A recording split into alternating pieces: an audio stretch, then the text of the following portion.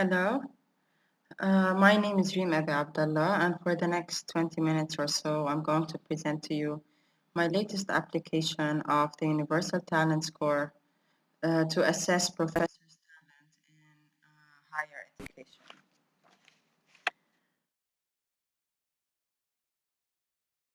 So, first of all, what is the Universal Talent Score? Now, in light of the recent economic crisis, organizations have laid off hundreds, if not thousands, of their employees in an attempt to cut down costs. Also, normal attrition processes have resulted in the retirement and the relocation of thousands of others. The question that presents itself here is, are organizations really aware of the knowledge and talent that they have lost as a result? Have job cuts been adequately evaluated on levels beyond salaries, expenses, and costs? Could they have let go of a possible star employee who could have come up with the next big thing, or with a great process or product innovation? Because the true wealth of an organization is in its people, measuring talent is therefore very important in assessing what it already has or what it might be losing. For the past 3 years, I've been working on developing a universal talent score or a talent index that acts as an indicator of the competence and value creating capacity of an employee even prior to recruitment. The calculated score will help employers in workforce planning as well as in the human resource functions of recruiting, onboarding, training, and succession planning.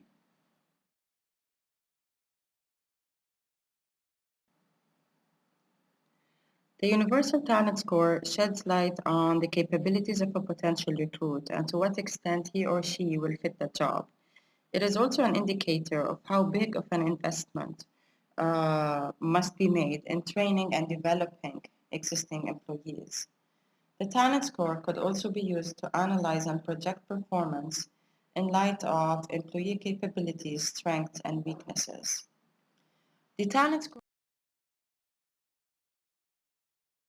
uh, it may be compared to productivity metrics such as sales calls per employee, units produced per employee, revenue generated per employee, and efficiency metrics such as, for example, mistakes on an assembly line per employee, time taken to complete a task, etc. In addition to training metrics such as test scores, pass-fail rates, the list goes on. Furthermore, in the case of downsizings, the Universal Talent Score will shed light on the competencies and capabilities the organization might be letting go of. Of course, it would make more business sense to let go of employees with lower talent scores.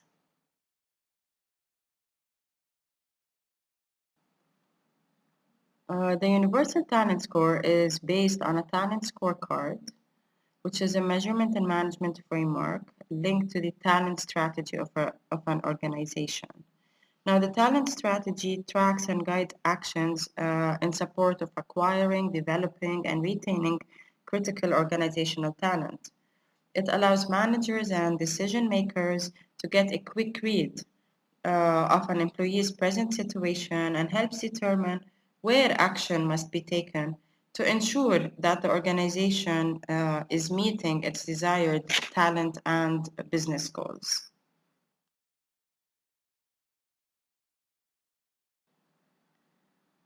Now, extensive research has been made on the top talent, skills, and qualifications that are sought by employers across different industries and that are needed to succeed in today's challenging and dynamic workplace.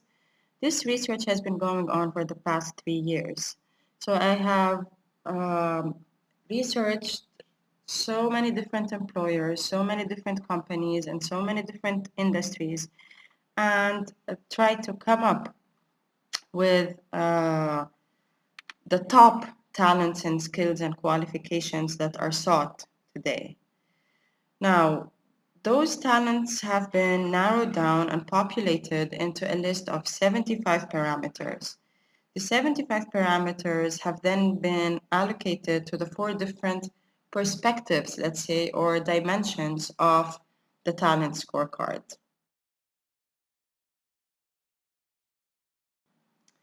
So based on, like, my starting point was researching scorecard valuation methods in the field of knowledge management. So based on the scorecard valuation methods that were used to evaluate intellectual capital, okay, an abstract thing, just like talent, okay, the talent scorecard has been created and four perspectives have been identified. Those perspectives are performance, potential, personality, and qualifications.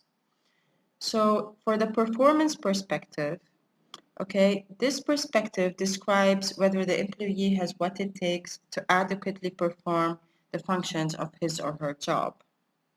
The potential perspective describes and somehow predicts the extent to which the employee has the capacity to develop and move on along his or her career path. The personality perspective investigates whether the employee has the right mix of personal characteristics that will help him or her succeed in today's dynamic and challenging workplace. And then finally, the fourth perspective, which is the qualifications perspective. This perspective examines whether the employee has sufficient credentials, such as the work experience, the educational background, the adequate training, okay, etc. And the information obtained from these four perspectives jointly creates a holistic picture of an employee's talents, strengths, aptitudes, and qualifications, all of which will contribute to his or her universal talent score. Now, here's the list of the 75 parameters of the Universal Talent Score after they have been classified into the four perspectives. So we've got 20 parameters for performance, another 20 for potential, 20 again for personality, and 15 parameters or variables for qualifications.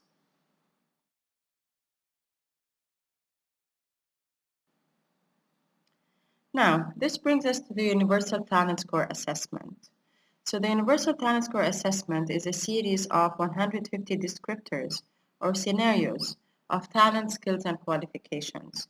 And to obtain the score, a respondent has to decide to what extent, okay, does he or she agree or disagree with each statement. So they can either totally disagree, moderately disagree, they might be undecided, okay, they might moderately agree or totally agree. As you can see here, if a respondent would totally disagree with the scenario that is being presented, then they will get 0 points for that selection. Moderately agree answer gets 1 point. The undecided answer gets 0 points as well, since it renders the question nil. The moderately agree gets 2 points, and the totally agree gets 3 points.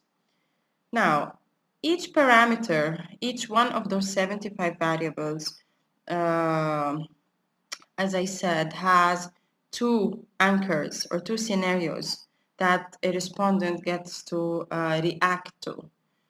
Okay, now the point that they get from the selection of, whether they totally disagree, moderately agree, totally agree, okay, points are multiplied. Okay, so the points are multiplied by weights, okay, respective weights for each variable that differ, and those weights will differ from one job function to another. Okay, so the points are multiplied by the respective weights, and then they are summed up into the universal talent score result. In order to increase objectivity as much as possible and to narrow down the margin of error, the Universal Talent Score assessment is timed. Respondents have 15 seconds to make their choice because research and experience have shown actually that the first instinctive answer is always the most truthful one. As such, the respondent does not have much time to ponder which answer serves his or her interest best, so the obtained answers are as close to objectivity as possible.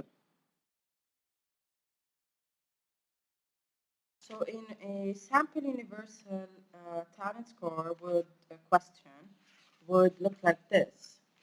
Okay, so this is the, let's say, anchor or the scenario. Of course, there's a timer for each question and an overall timer, and then the respondent gets to decide to what extent they agree with this scenario.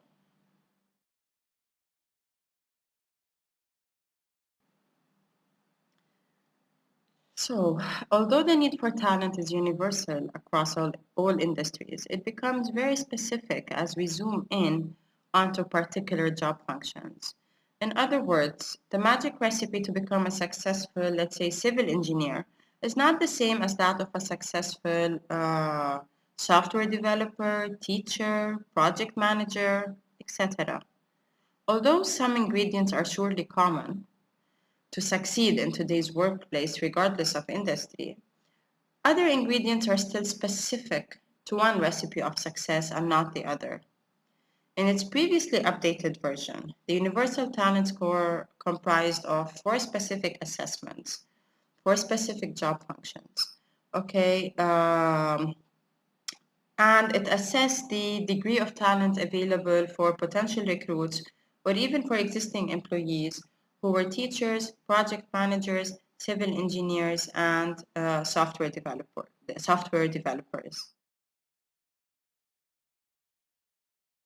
Okay, in its most recent update, the Universal Talent Score assessment now includes an additional job function, which is that of a university professor. The weights of the university professor job function were obtained from the results of an international Delphi study that I conducted with the help of seven esteemed professors from six different countries around the world. Okay, here's a screenshot of the welcome page of the UTS assessment. As you can see, a respondent gets to select his or her job function, and of course, each sub-assessment, okay, has its own grading rubric and weights. Anyway, our focus in this research is for the latest update, okay, which is the university professor job function.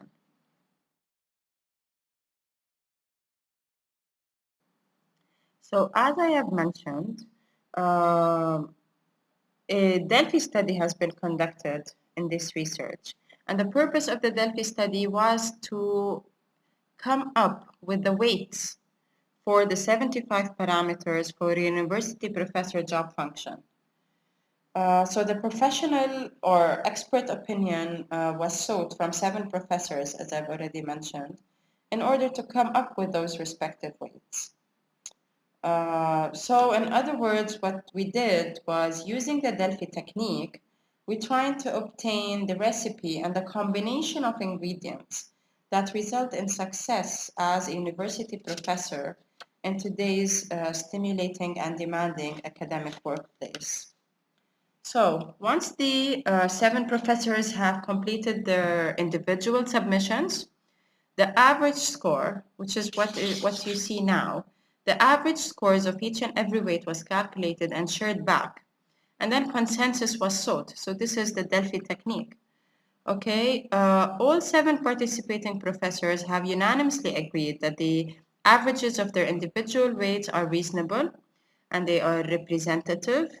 They are adequate for the assessment of the talent required by a university professor to succeed in today's dynamic academic environment. And as such, the International Delphi study came to an end with just one round.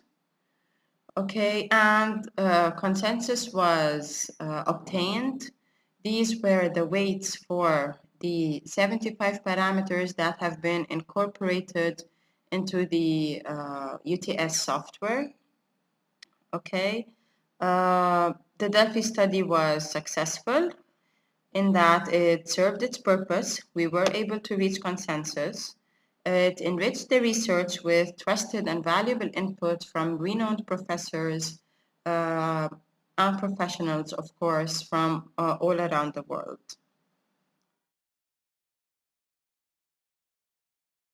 Okay, here we can see the Delphi study respondent results.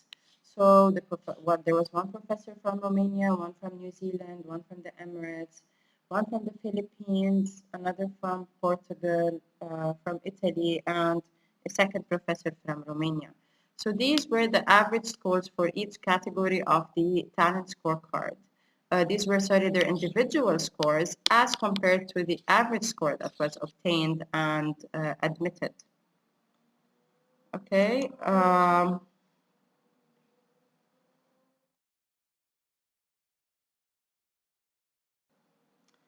After the weights have been obtained, they were incorporated into the UTS, as I've already mentioned, and now if any professor might take the assessment and find out his or her talent score. The results are displayed as such. So you get your universal talent score. There's a breakdown by category of the talent scorecard. Okay, and then there's a brief description of the result.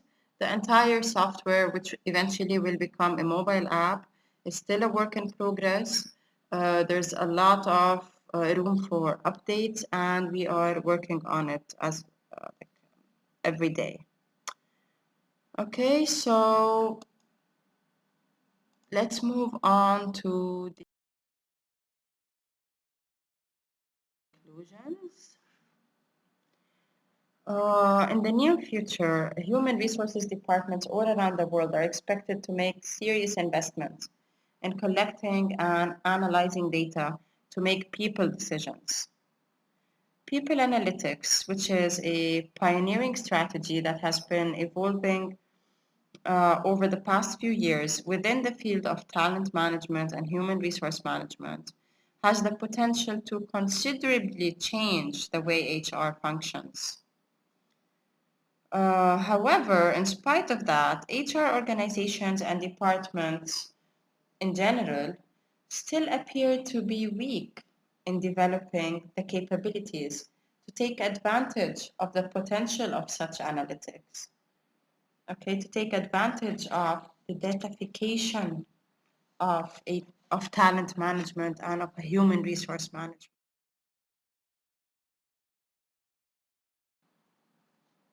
The idea is that, excuse me, the datafication of talent management, it gives human resources professionals access to real cross-organizational employee data for the very first time. And placing data at the heart of the talent management processes allows HR managers and HR directors to manage their talent in the same way that they manage any other asset within the organization. The science of hiring is predicated on the use of highly reliable and valid measures of human competencies to make robust predictions about future success. There are numerous options for assessment, so the question becomes which assessments to use as part of candidate and employee processes. The suggested universal talent score in this research is a new and very simple diagnostic metric that may provide decision makers with significant information about the value and the importance of talent at hand, or maybe talent that might be within reach. So, in light of all of the above, organizations across the globe are working very hard to identify, attract, integrate, develop, motivate, and retain top talent. The Universal Talent Score discovers great talent and acts as a strong indicator and predictor of the competence and value creating capacity of an employee, as I've already mentioned, whether they are already at work or even prior to recruitment. So it may be used from the get go, from the recruitment process, at the beginning to get an insight about the potential, recruit, and even for existing employees. Different job functions and different job roles require different skill sets and abilities, of course. And by no means does the Universal Talent Score capture everything, yet it definitely includes the most important ingredients for the recipe of success across all employment sectors. And the idea is that now HR departments and management can get an insight, okay? They can get a sneak peek into those ingredients. So thank you so much for listening. If you have any questions, would like to know any further information, or you'd like to share any comments with me, please feel free to contact me at abiabdallah.reem@gmail.com or my other address, which is hr@isooman.com. Once again, thank you for your time. Hope you enjoyed this presentation. Bye-bye.